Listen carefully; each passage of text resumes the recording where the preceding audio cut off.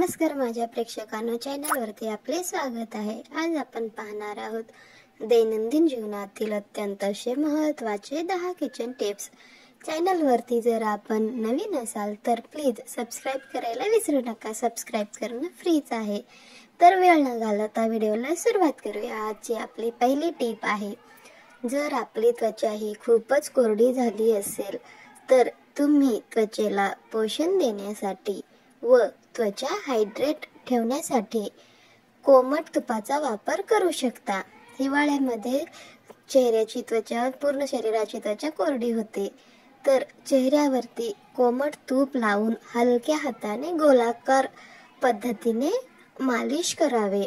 यामुळे आपल्या चेहऱ्याची त्वचा ही एकदम मुलायम चमकदार होते व त्वचेची कोरडेपणा कमी होते। जर तुम्हाला हा व्हिडिओ थोडासाही आवडला असेल तर लाईक करायला विसरू नका। आपली पुढची टिप आहे, हिवाळ्यात लाल पेरूचे सेवन केल्याने अनेक समस्या दूर होतात। लाल पेरूमध्ये फायबरचे प्रमाण चांगले असते, ज्यामुळे पचनक्रिया सुधारण्यास मदत होते। याच्या सेवनाने बद्धकोष्ठतेशी संबंधित असलेल्या समस्या या दूर होतात आणि तसेच वजनही नियंत्रणात राहण्यास मदत होते। यामध्ये भरपूर प्रमाणात अँटीऑक्सिडंट्स असतात, जे ऑक्सिडेटिव्ह तणाव कमी करण्यास मदत करतात। याने आपल्या हृदयविकाराचा धोका हा कमी होतो। तुम्हाला यामधील कुठली टिप जास्त आवडली आहे ती सुद्धा कमेंट करून तुम्ही नक्की सांगू शकता। आपली पुढची टिप आहे, बाजरीची भाकरी नेहमी मध्यम आचेवरच शेकावी। उच्च आचेवर भाकरी शेकल्यास रंग आणि चव दोन्ही बिघडू शकते। भाकरी शेकताना पीठ लागलेला भाग हा नेहमी वर ठेवावा। त्यावर पाणी लावून 5 मिनिटे शेकल्यानंतर भाकरी पलटून घ्यावी। नंतर खालच्या बाजूला डाग पडेपर्यंत भाकरी शेकावे। पुन्हा भाकरी पलटताना फुलक्याप्रमाणे तुम्ही भाकरी थेट गॅसच्या आचेवर 10 ते 15 सेकंदापर्यंत शेकू शकता। जर व्हिडिओ तुम्हाला या टिप्स आवडल्या असतील तर लाईक शेअर करायला विसरू नका। तुम्ही कुठून पाहत आहात कमेंट करून नक्की सांगू शकता। आपली पुढची टिप आहे, बाजरीची भाकरी करत असताना चपातीच्या पिठाप्रमाणे हे पीठ एकदाच जास्त मळून ठेवू नये, कारण ते पीठ जास्त मळल्यावर भाकरी छान करता येत नाही। एका भाकरीपुरतं जेवढं पीठ लागेल तेवढेच भाकरीचं पीठ मळावे व थापावे व पीठ हे ताजं असलं पाहिजे याची काळजी घ्यावी, कारण फार जुनं पीठ असेल तर भाकरी ह्या नीट थापले जाणार नाहीत। बाजरीच्या भाकरीला तुम्ही तीळ लावून भाकरी करावी। यामुळे तीळ लावल्यामुळे ह्या भाकऱ्या ह्या खायला खूपच छान व स्वादिष्ट लागतात।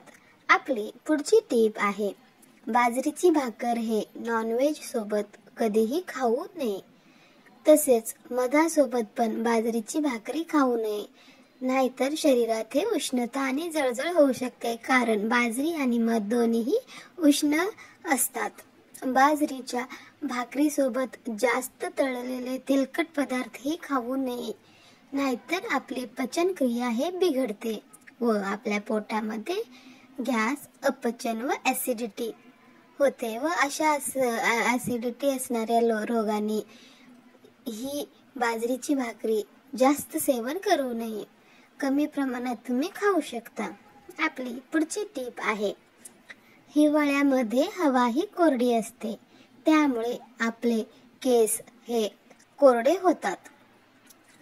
आपले केस कोरडे होऊ नये यासाठी आपण ग्लिसरीन, हायलोरॉनिक ऍसिड असणारे आणि केसांना आपल्या मॉइश्चराइज्ड करणारे असे शॅम्पू आणि कंडिशनरचा वापर करावा। यामुळे आपले केस हे कोरडे होणार नाहीत, आपले केस हे हायड्रेट राहतात। आपल्याकडे अशाच अनेक टिप्स असतील तर कमेंट बॉक्समध्ये तुम्ही नक्की सांगू शकता। आपली पुढची टिप आहे, केसांना सरळ किंवा कुरळे करण्यासाठी आपण स्ट्रेटनर किंवा कर्लिंग आयर्न म्हणजेच केसांना आकार देणारी उपकरणे हे वापरत असतो, परंतु त्याच्या अति उष्ण तापमानामुळे आपले केस हे कोरडे होतात व केस कोरडे झाल्यामुळे ते तुटू लागतात.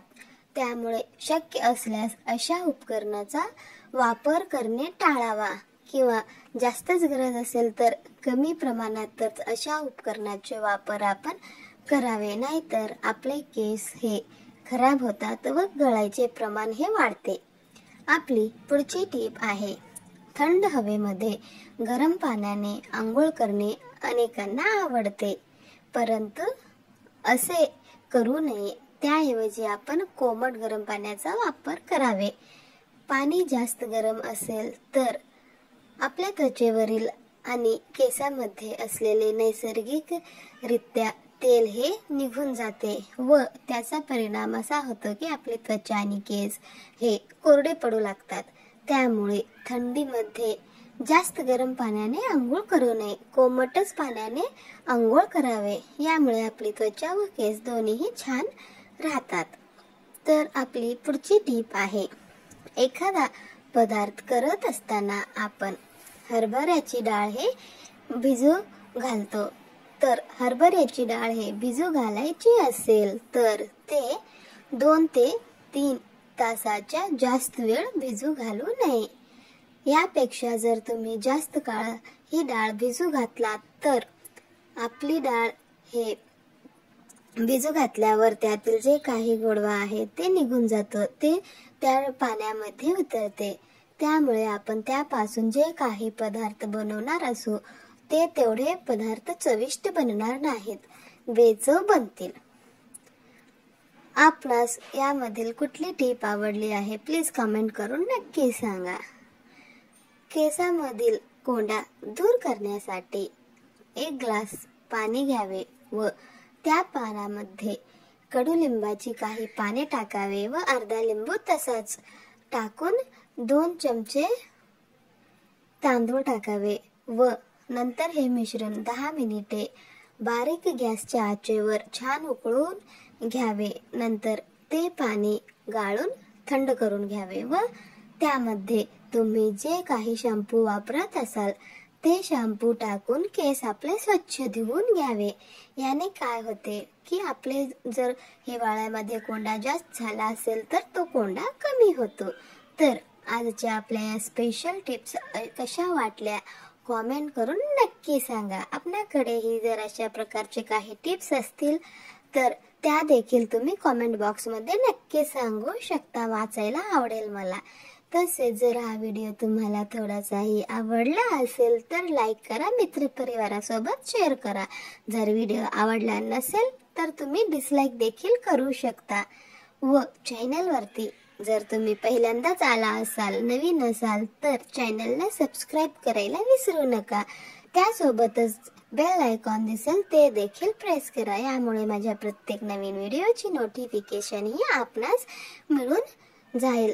आपला मूल्यवान वेळ देऊन हा व्हिडिओ आपण शेवटपर्यंत पाहिला यामुळे आपल्या सर्वांचे मनापासून धन्यवाद. भेटूया पुढच्या व्हिडिओमध्ये. तोपर्यंत खुश राहा, हसत राहा. नमस्कार. हर हर महादेव.